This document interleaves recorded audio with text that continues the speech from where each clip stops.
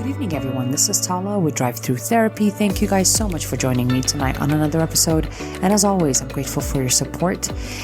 And tonight, we're really going to address one of those things that we should have learned in high school. Absolutely. Absolutely. Because a lot of us on this side of the world are very emotionally repressive. I think that as I've observed our society, we have a hard time with feelings. As a matter of fact, when somebody cries while they're saying something that's pretty sad and they're crying, often they apologize for doing so. It almost reminds me of somebody burping or farting. And they're like, I'm so sorry. They're so embarrassed by it. Crying, as I've observed people respond to it, is very uncomfortable. They apologize for it. They want to hide it like a burp or a fart. We want to hide it. The result of it is quite repressive. And I'll talk about that today because it's something that we all could have learned in high school, or our parents could have taught us how to do it. But unfortunately, we are only given as much as they were given for the most part. Some of us may not have this extra piece of emotional education. And I'm hopefully going to address that for everybody today. How to deal with feelings. Feelings are mental states that produce neuropsychological responses and also physiological responses. Your nervous system is involved, and all other systems are involved as well within your body. And so you experience sensations along with the hormonal production, which are also feelings, and the thoughts that you have also contribute to those responses, those physical responses. So they all work with one another. And some argue that feelings come first, thoughts come first. I can't tell you which ones come first, the feelings or the thoughts. But I'm sure that people recognize feelings first before they recognize the thoughts that correspond with those feelings. I'm really secure in knowing that. People respond to a feeling first or feel it first before they actually think about the thoughts that contribute to that feeling. That's why many people, when they say I'm depressed, I'm anxious, they're only talking about the feeling. They're not understanding that there is psychological internal self-talk that contributes to those responses that you know as anxiety and depression. So I think even when people tell me that, it appears to be repressive to some extent, because when I say, okay, what's going on? They often throw the word depression and anxiety at me. And that's it. Like, we don't want to talk about feelings. We just want to talk, we don't want to talk about thoughts. We don't want to talk about stressors. We just want to talk about anxiety. And I just have anxiety and depression, and they don't really go into depth of what are they thinking, feeling, what's happening internally to them. And it becomes sort of a mystery on the inside. So this takes time to develop. I'm sure it doesn't shock you that I say that. And it starts off very, very young. And we start to feel emotions as we are responding to the world. A lot of our responses, believe it or not, are not necessarily just to the external stimuli, the outside world or events that are occurring. That's not really all our emotional responses. The majority of the emotional responses that we have come from our thought process. People don't want to believe that part, that the internal stimuli is what causes a lot of the thinking and the feeling that you're feeling. They want to believe that, let's say, my husband is being unaffectionate and that is why I'm responding this way. Or my children can't stop jumping on the couch and that's why I'm feeling that way. And it's easy to believe that because you're looking outside of you. But the reality is, it takes away your power. It keeps you away from getting better on the inside to understanding your feelings and what to do with them. So I almost can nag my husband try to change him so I can feel better. And it will also result in me yelling at my kids so they stop and I can control them so I can feel better. But it's a problem when I try to control the world outside to feel better on the inside. It's not adaptive. There are many things in the outside world that we cannot control. However, our attempt to control the outside world in order for us to feel better, that's what causes a problem. We're not going straight to the source. We're just bypassing it by fidgeting with the outside. And what that looks like is a distraction. So I could use a tablet, technology, Facebook, a relationship, sex, anything to distract me, binge watching TV. I can do all of these things to distract away from an uncomfortable feeling. And I think as a society, we can all agree that the majority of us distract. That's how we deal with feelings or uncomfortable feelings in general. Instead of confronting them, we distract from them. We're a distracting, repressive society. Tala, what's the good news? Well, I think there's a lot of good news because we are going to bring your power back to you. We're going to help you feel helpful towards your emotions rather than continue with that helpless stance. But going back to childhood, because I kind of just skipped over that, but going back to childhood, a lot of us are raised also possibly by people that had a hard time with emotions, right? They did not make space for their own emotions. Maybe they hid them or overreacted to them or completely avoided them. Extremes. Maybe they responded in extremes, overreact or avoidance. Or distract, which is a form of avoidance. This leaves the child in a helpless state towards their feelings, especially a child, because let's say the kiddo has a problem and the parent doesn't acknowledge it, doesn't help them through it. Then what ends up happening is that the kid perceives that they are helpless to the feeling. They can't really change it. They just better ignore or avoid it to feel better because nothing outside of them really is helping, guiding them acknowledge their own feeling early on and making space for them.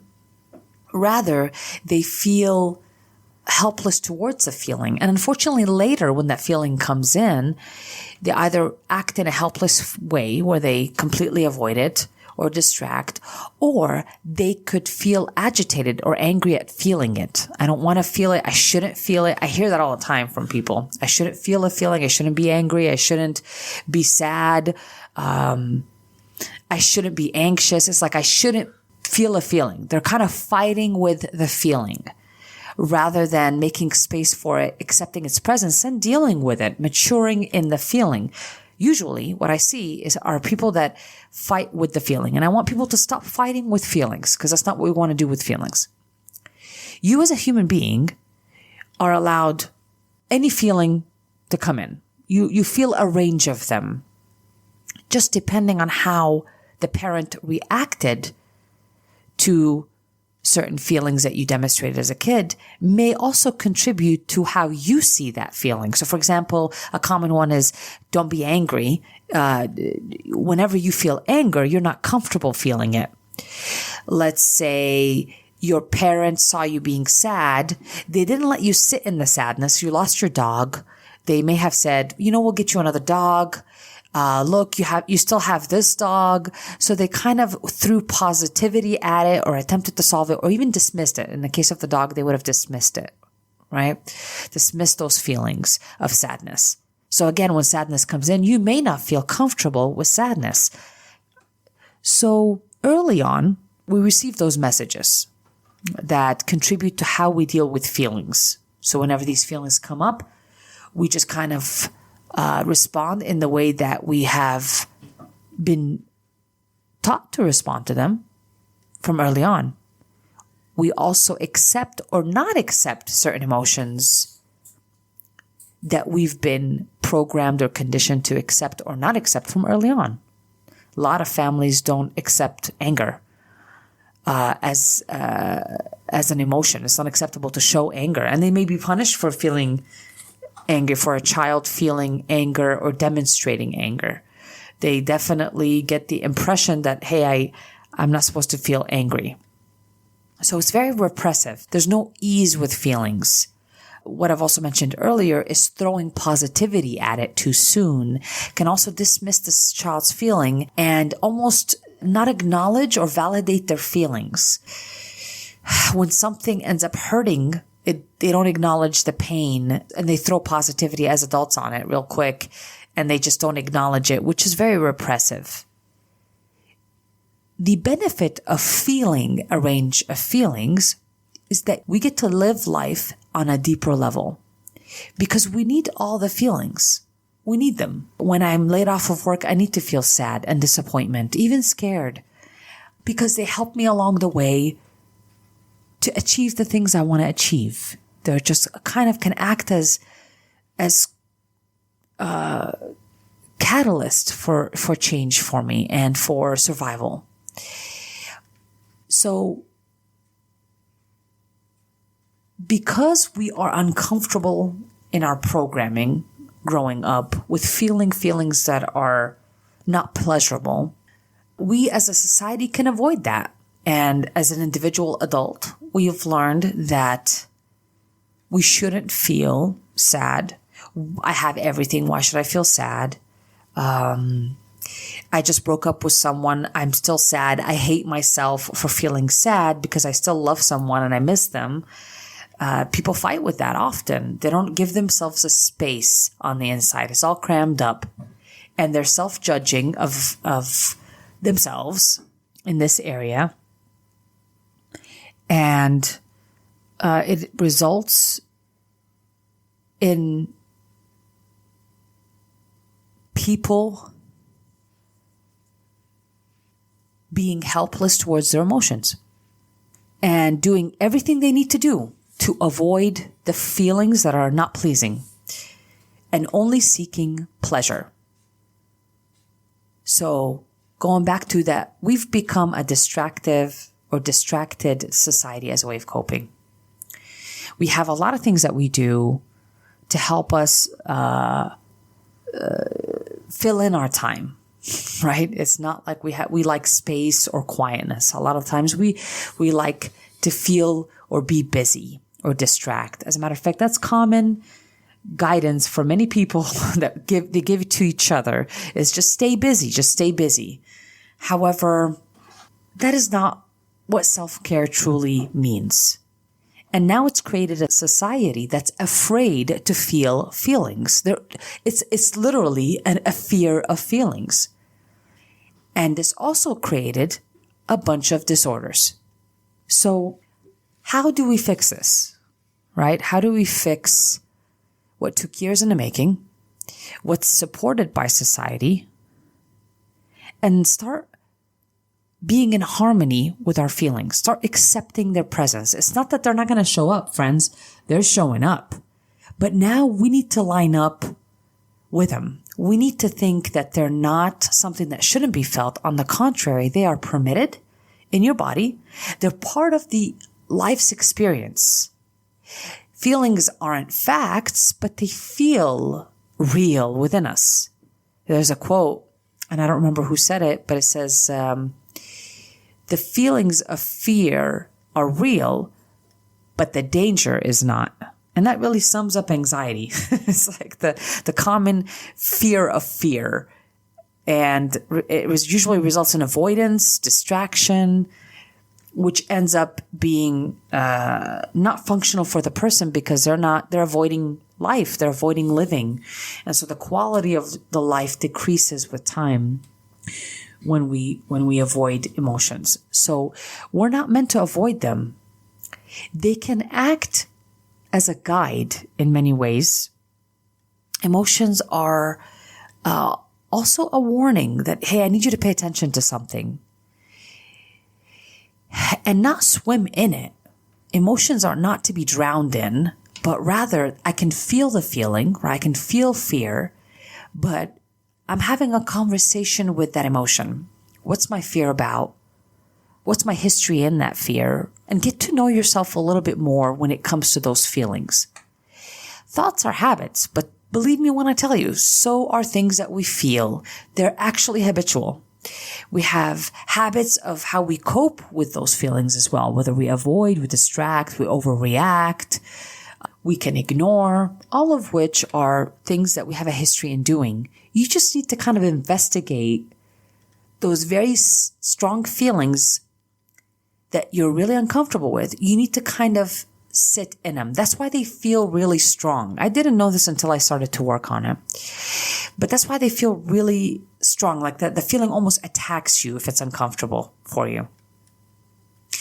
And because we spent many years running away from that feeling, avoiding or overreacting to get relief from that feeling, we have not learned to mature in it or grow in it or develop in it. So that means every time I feel it, I will do the funny things to really avoid the pain of and the discomfort of that feeling. I'll do all those funny things.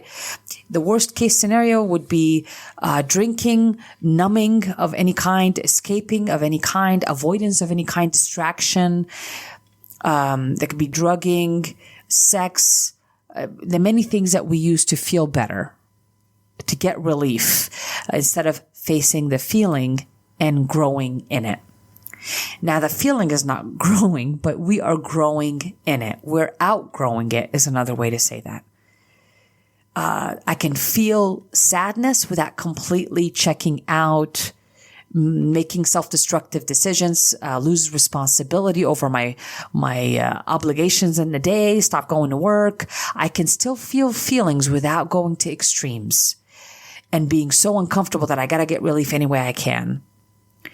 So training your body to feel feelings comfortably, it requires time because you're about to make up what took years in the making. So it's going to take you a little bit of time to sit in the feeling, practice sitting in the feeling, not drowning in it, right? Because that's what we think. We think if I feel the feeling, I'm just going to fall apart.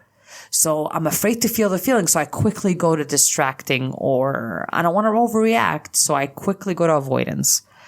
So practicing being with the feeling, having a conversation with it safely is going to help us. We do this already, if you think about it. When we are really angry and we say, I'm going to kill that person, we can actually look at that thought and say, while we're even angry, we can look at that and say, I'm not going to kill that person. I don't want to go to jail.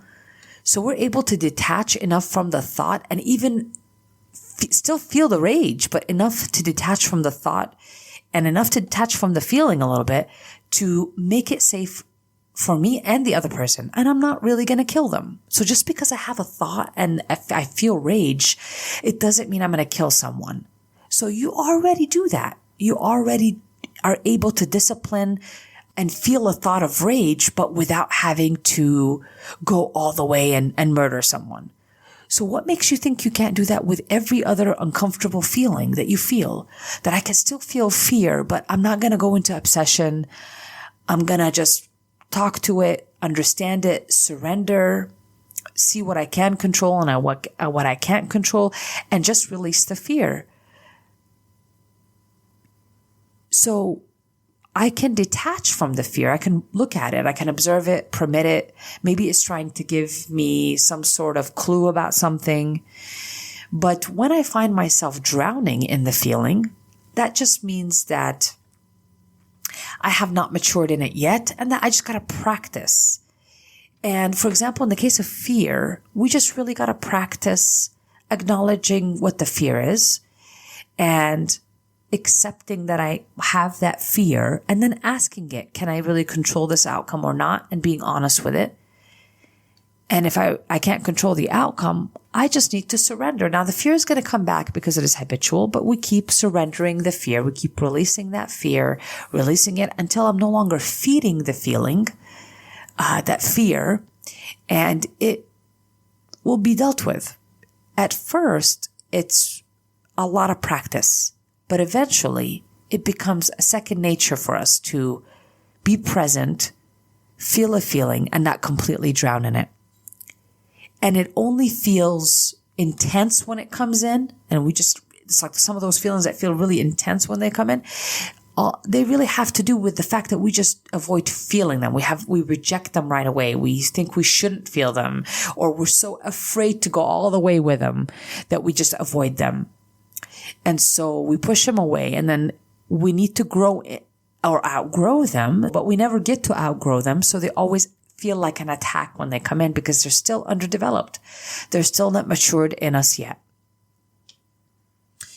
So I hope this gets you started on the idea of feeling, to start to make space within you for the feeling to come in. At minimum, that's what I want you to do. Like, it's allowed to feel whatever it's supposed to feel. My son recently told me a story about him at school and the coaches saying that he wasn't listening. And now my son is a rule follower. I mean, I don't even have to say anything. He just follows rules. Okay. He even enforces them. I don't know. It's just magical stuff here. And so the fact that he wasn't listening, and he was trying to tell me that it was an accident. The coach said to the person next to him to stand up. He didn't know. So my son stood up, and the coach said, "You just never listen." And my son felt offended. He sat down. So later on, my son tells me, this is a mean coach, and he is mean to kids. And he's right. That was mean. That was cruel. He didn't see him. I asked my son, "Well, son, what did that feel like to you?" And he said, "I felt sad." I said, yeah, that was pretty sad. That was pretty sad. And I asked my son, I said, "Do you think you listened?" And he said, "Yeah, I did." And I said, "I think you listened. If you think you listened, I think you listened." He was kind of quiet for a bit, and he agreed. But of course, it's still in his mind. So he comes back and tells me again. And I tell him, "It's really sad, huh?" And he's like, "Yes." He's like, "The coaches are really mean." He tells me the story again. And I said, "Yeah, it's pretty sad." I'm allowing the space for him to feel the sadness without me correcting it too quickly because I'm uncomfortable with the feeling, or I'm uncomfortable with watching him feel sad. The truth of the matter, it's a great gift for us to feel a variety of different feelings. And so life is all about that. Allowing my son to feel sad for a situation that was unfair and showing him how to feel sad in a non-destructive way is worth it. So, yeah, son, it's really sad. It's really sad that that coach didn't hear you and didn't see you, and that you felt unheard and unseen. You're allowed to feel this way, son, and you're allowed to help yourself get through it and soothe.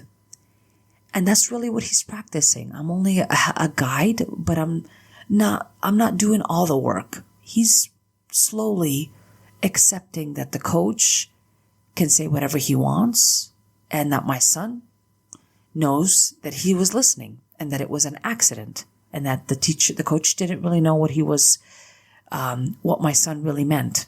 And so we talked about it for a little bit, and I acknowledged those things for him, and that there was an accident, and that the coach misunderstood it, and he reacted, and it wasn't fair. We understood the feeling. It's okay. If my son was angry or sad or disappointed, we made space for those feelings to be there. We didn't make it too positive too quickly. I learned to use whatever he perceived as a way to soothe himself, instead of me doing it for him or doing it too quickly because I'm uncomfortable seeing him upset or anxious about it. So that's what it would kind of look like, even as an adult, is making a space for a person to feel a feeling. And sometimes I even have to help the adult label a feeling that they're just afraid to feel, so they just don't allow themselves to label it and express its presence in them. So I help them label the feeling, and you have no idea how many of us have a hard time labeling feelings. It's so common. Simple feelings, friends, we just have a hard time labeling them, like sadness, disappointment. I think disappointment is the one that people have a hard time labeling, or embarrassment. They can easily label sadness, anxiety, offense, but the range of other feelings, sometimes it just usually just transforms into anger at times, and we just chalk it up as anger. But we have a range of feelings, friends. And by making space, accepting their presence, this is just part of our human journey. It's supposed to happen. And you'll get to know yourself deeply, not run away from you, not be uncomfortable with you and just start distracting or getting into situations where you just do anything to avoid pain. We don't want to do that. We want to help you live with you and have a great relationship with you that is healing. That's what I would want for the person I love the most, which is my son. I would want that for everybody else, to be able to sit with themselves, feel any feeling, and walk themselves beautifully and compassionately through it. It can be done, friends. It can be done. So let's work on the fear of feelings. They're allowed to be there. We label them. We have a conversation with them.